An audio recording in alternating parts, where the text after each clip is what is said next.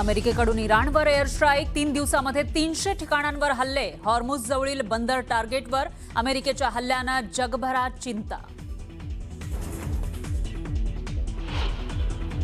हॉर्मुझची सामुद्रधुनी खुलीच राहणार, इराणवर निर्बंध लादणार. ट्रम्प यांची मोठी घोषणा, पण सुरक्षेच्या बदल्यात अमेरिका घेणार 20% कार्गो टॅक्स. लाडकी बहीण योजनेच्या 92 लाख लाभार्थी ठरल्या अपात्र. विरोधकांकडून सरकारची कोंडी करण्याचा प्रयत्न.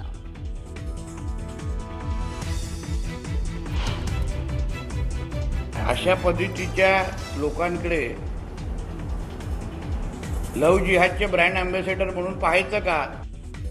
आमिर खानच्या 3ऱ्या लग्नावरून नितेश राणेंची टीका. तर राम मंदिरातील दान चोरी हा कुठल्या जिहाद? आदित्य ठाकरेंचा राणेंना सवाल.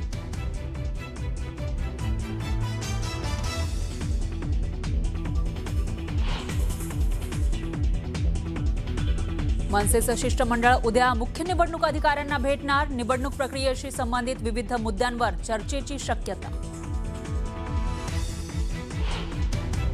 5 दिवसात उपलब्ध करा, नाही तर आम्ही 18-19 त्या बूस्टर कंपनीचं कार्यालय जाळून टाकतो, ऑफिस पेटून टाकतो. ते शेतकऱ्यांना दिलेल्या बोगस बियाण्यावरून आमदार बच्चू कडू आक्रमक. बियाणे कंपनीला दिला थेट इशारा. 18 जुलैनंतर मुंबईसह कोकणात मुसळधार पावसाचा इशारा. तर मराठवाडा, विदर्भात पाऊस लांबण्याची शक्यता. मोशी दुर्घटनेप्रकरणी पर्यावरण विभागाचे प्रमुख संजय कुलकर्णी यांची तडकाफडकी उचलबांगडी. हलगर्जीपणा केल्याचा ठपका. तर बेस्ट टू एनर्जी प्रकल्पाबाबत उच्चस्तरीय समिती गठीत. दूध भेसळी विरोधात मंचरमध्ये निघाला सर्वपक्षीय मोर्चा. दूध भेसळ करणाऱ्यांवर कारवाईची मागणी.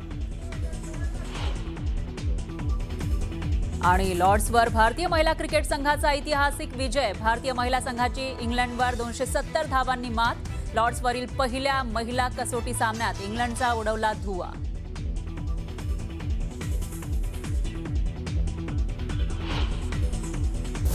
एफडीएनं दूध खरेदीसाठी लागू केलेल्या नव्या फॅट आणि एसएनएफ निकषांमुळे राज्यातल्या लाखो दूध उत्पादक शेतकऱ्यांवर संकट ओढवू शकतं, अशी चिंता माजी मंत्री आणि राष्ट्रवादी काँग्रेसचे नेते दिलीप वळसे पाटलांनी व्यक्त केली आहे. निकष पूर्ण न करणारे दूध डेअरींना स्वीकारता येणार नसल्यानं दूध संकलनावर मोठा परिणाम होण्याची शक्यता त्यांनी व्यक्त केली आहे. तर शेतकऱ्यांना घाबरून सोडू नका, असं उत्तर शरद पवारांच्या राष्ट्रवादीचे नेते देवदत्त निकम यांनी दिले.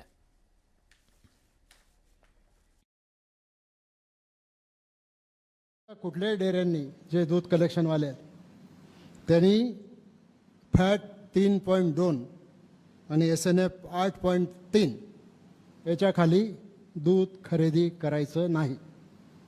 स्वप्नीलजी, तुम्ही सांगा, शेतकरी या दर्जाचं दूध घालू शकतो का? मग त्या कंपन्यांवर जबाबदारी टाकली की या दर्जाचं दूध नसेल तर तुम्ही त्याची विल्हेवाट लावायची नाही, तुम्ही ते परत करायचं. आणि आता ते दूध जर परत केलं तर मग आपोआप दुधाचं संकलन कमी होईल. आणि दुधाचं संकलन एकदा कमी झालं की मग दुधाचे भाव वाढतील, हे नक्की. ऊसात तुम्हाला चालतं आणि दुधाचं कशाला तुम्ही लोकांना भीती दाखवता? हे पूर्णपणे चुकीचं आहे. त्यांना तुम्ही स्पष्टपणे विचारलं पाहिजे. आणि दूध संस्थेमध्ये ज्यावेळी दूध गोळा केलं जातं, 100 गवळी जर असतील तर 2 ते 3 गवळ्यांचा शॅम्पल हा 3-0च्या खाली त्या ठिकाणी लागतो आणि 8 SNFच्या खाली त्या ठिकाणी लागतो. पण ओव्हरऑल जो दूध 1000 लिटर 2000 लिटर होतं त्याच्यामध्ये तो शॅम्पल एक क्वालिटीचा मिळतो. आणि सरकारचं जे म्हणणं आहे त्यानुसार क्वालिटीचंच पुरवलं जातं. त्यामुळे लोकांनी काही गडबडायचं, लोकांना घाबरून सोडू नये. दूध भेसळीच्या विरोधात कारवाईमुळे चर्चेत असलेले एफडीएचे आयुक्त तुकाराम मुंढे यांना पंढरपूरच्या विठ्ठलाच्या शासकीय महापूजेचा मान द्यावा, अशी मागणी शिवसेनेचे नेते तथा खेड बाजार समितीचे सभापती विजयसिंह शिंदेंनी केली आहे. मंचर इथं आयोजित दूध भेसळ विरोधी एल्गार मेळाव्यात बोलताना भेसळखोरांविरोधात कठोर कारवाई करणाऱ्या तुकाराम मुंढेंच्या पाठीशी सरकारनं ठामपणे उभं राहावं, तसंच मुख्यमंत्र्यांसोबत त्यांनाही विठ्ठलाच्या महापूजेचा मान द्यावा, अशी मागणी त्यांनी केली. दूध भेसळी विरोधात मंचरमध्ये सर्वपक्षीय एल्गार मोर्चा काढण्यात आला. दूध भेसळ करणाऱ्यांच्या वर कठोर कारवाई करावी, तसंच त्यांना राजकीय संरक्षण देणाऱ्यांवर सुद्धा कारवाईची मागणी यावेळी आंदोलकांनी केली. मित्रांनो, परवा दिवशी अलंकापुरी नगरीमधून आमच्याकडे माऊलींच्या पालखीचं प्रस्थान त्या ठिकाणी झालं.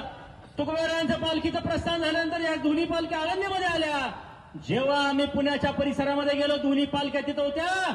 लोकांनी सांगितलं की महाराष्ट्राच्या मुख्यमंत्र्यांना विनंती केली पाहिजे की या महाराष्ट्रामध्ये शेतकऱ्यांसाठी लोकांच्यासाठी लढणारा तुकाराम मुंडे सारखा अधिकारी आहे.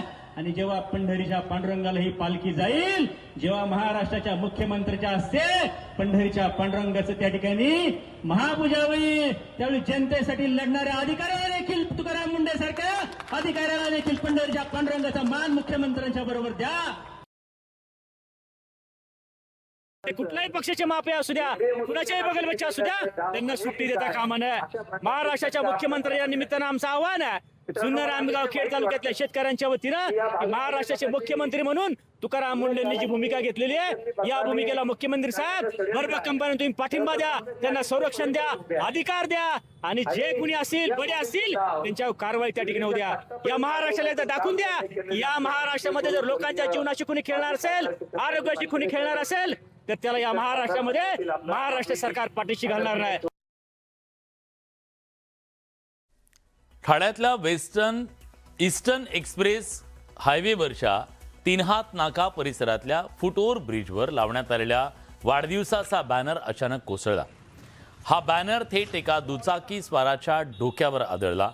दरम्यान दैव बलवत्तर म्हणून सुदैवानं बाईक स्वार यातून थोडक्यात बचावला. बॅनर कोसळल्याची ही घटना कॅमेऱ्यात कैद झाली. दरम्यान संबंधित बॅनर लावण्यासाठी कुणाची परवानगी घेतली होती का, हा सवाल उपस्थित होतोय. तसंच कोणत्या निकषानुसार हा बॅनर लावण्यात आला होता, असा प्रश्नही उपस्थित केला जातोय. दरम्यान या प्रकरणाची संबंधित प्रशासनानं तातडीनं चौकशी करण्याची मागणी करण्यात येते.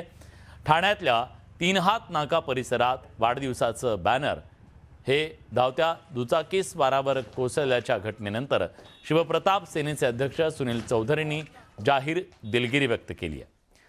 दरम्यान या घटनेनंतर ठाणे महापालिकेनं शहरातील अनधिकृत बॅनर आणि होर्डिंग हटवण्याची मोहीम तीव्र केली आहे. सार्वजनिक सुरक्षेला धोका निर्माण करणाऱ्या बॅनर धारकांवर कठोर कारवाईचा इशारा दिला गेला आहे.